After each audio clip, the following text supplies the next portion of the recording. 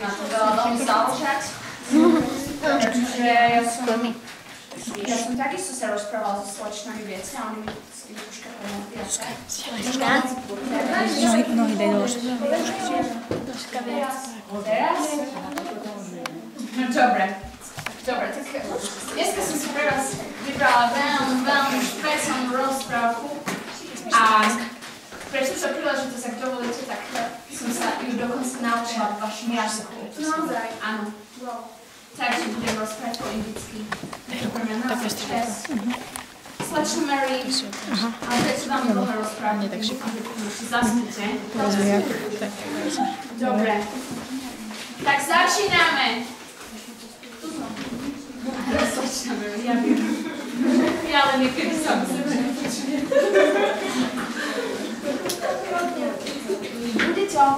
Bude to taká špeciálna rozprávka nie o snehulienke, respektíve o kávovienke. Áno. Takže čo aj v Indii, tak mám ešte no tak pekne ustači všetky. A na aký štýl to bude?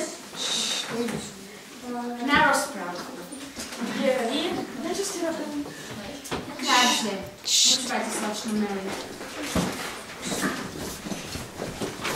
Bol jeden kráľ,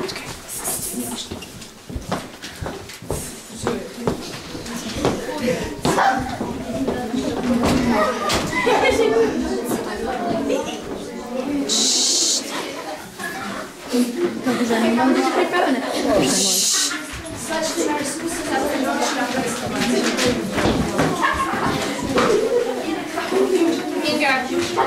Inka.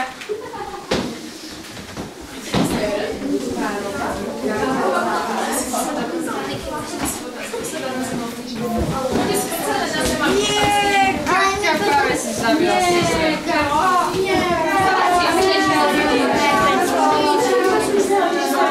Inež vás točím a vidno vaše chrbty. Točím rozprávku, nie chrbty. Kati, točíme to, vieš? A nám zavádzate, točíme to. Dobre, no výborne, ešte lepšie. Kati, môžeš zobrať do ruky? Kameru, či môžeš zobrať do ruky? Neviem, či sa ti teda vojde celý obraz.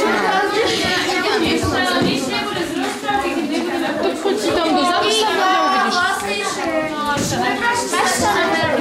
Tak skús to urobiť tak, aby bolo stále niečo v zábere, celé aby to bolo v zábere. Nezvládnem. Ja si to chcem. Nemôžem, tak si dobre fotek, ale ja musím aj... Začnem vo vašom jazyku. Bol jeden kráľ, Juan Pedro, ktorý vládol nad plantážami kávy v Mexiku.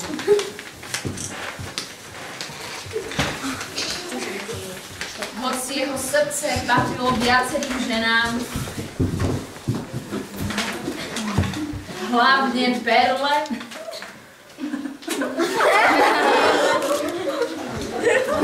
zobral si tú, ktorá mala najradšej kávu. Juan Pedro si vzal Mercedes. Po niekoľkých rokoch hysterického manželstva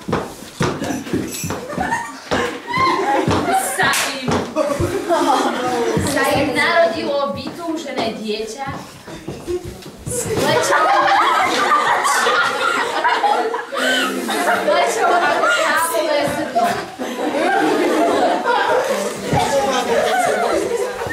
Volala sa Kávovienka. Jedného dňa sa Mercedes prechádzala po svojom pozemku. Žiarlivá Perla podpálila plantáž, na ktorej sa prechádzala. Mercedes milovala kávu až po... A tak Kávovienka zostala bez maminky.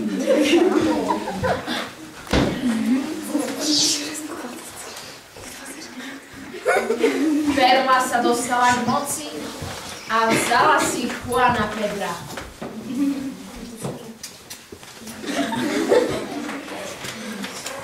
Perla vlastnila zázračné zrkadlo.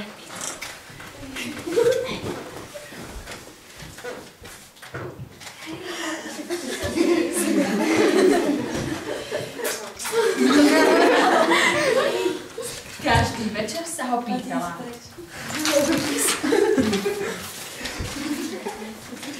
Zrkadielko, povedže mi, kto je najkrajší medzi kávovými zrnami? Zrkadlo odpovedalo. Ty si najkrajšia, seňora. Niet krajšieho kávového zrna. Keď sa však pýtala znova, zrkadlo odpovedalo. Seňora, tá krásna si, ale kávovienka krajšia je. Seňora Perla sa rozhodla zbaviť kávovienky strašným spôsobom. Poprosila zberača Hektora, aby ju chytil a spravil z nej kávenky. Zberač ju naháňal, kávovienka utekala, nohy jej nestačili. Zberač bol však športovec, kávovo opálený a kávovienku dobehol. Keď však uzrel jej kávovo hnedé oči, neodolal a jeho srdce nabuchla láska.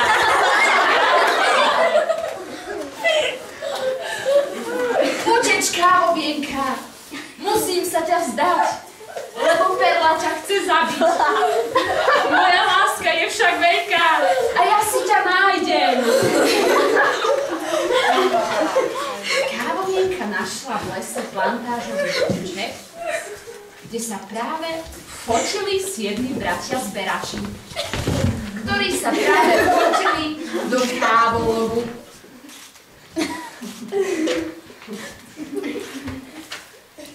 Ponúkli kávovienke, že s nimi môže ostať, ak im bude ráno variť kávu.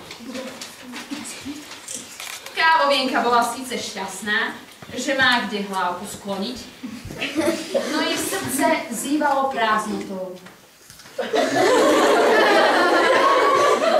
Bola smutná, keď sa dozvedela, že jej milý, ktorý už nie je milý, randi s Palomou.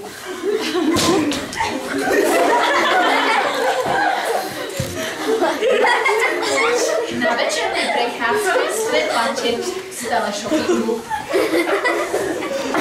Bola to prezlečená kráľovna. Tá jej ponúkla kávenky, že vraj vyrobené v Číne.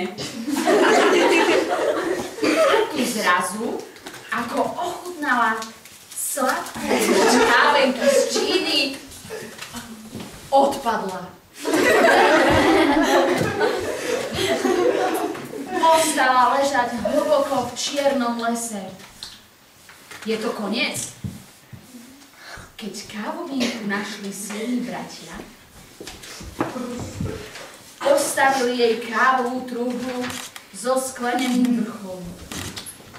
Každý večer ju chodil oplakávať najmladší z bratov, Diego.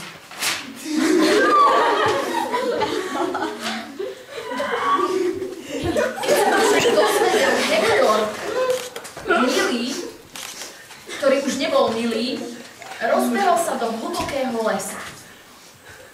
Bohužiaľ, s Palomou v petách. Hektor sa vrhol na Diega. Bili sa. Hádali sa.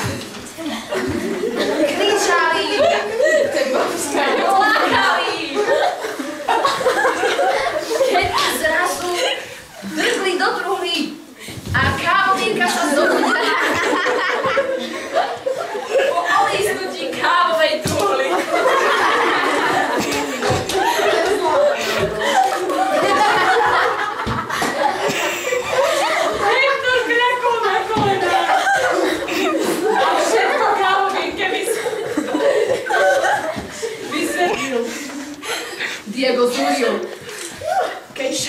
Palmu zistil, že ona je tá jeho pravá.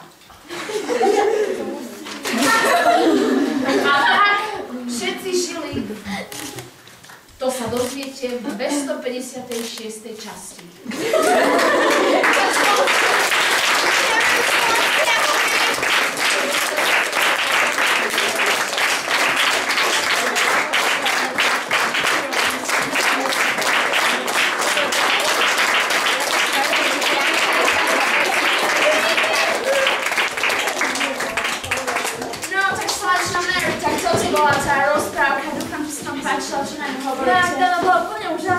No tak som strašne šťastná, že sa páčila, no. Tak to môžete dievčatám sa poďakovať, pretože to oni mi pomohli s tým, viete? Už sa nemusím báť, čo robíš, povieš, mám vyhodiť. Ale Zajka, ja chcem ďalšiu. Áno. Dobre, slečne, ešte to nejak zariadíme. No ale už treba ísť spať, takže ideme spať, dobre? Dobrú noc, slečne.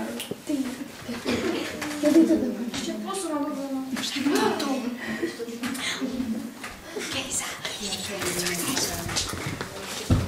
Dobrú noc.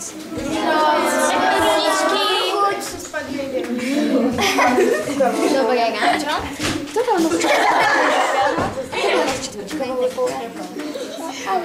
Teraz sa poberieme o chvíľku za slečnou Mary aj my, pretože už sme veľmi unavené. Áno. Ale predtým ešte by sme sa mohli poďakovať spoločnú modlitbou.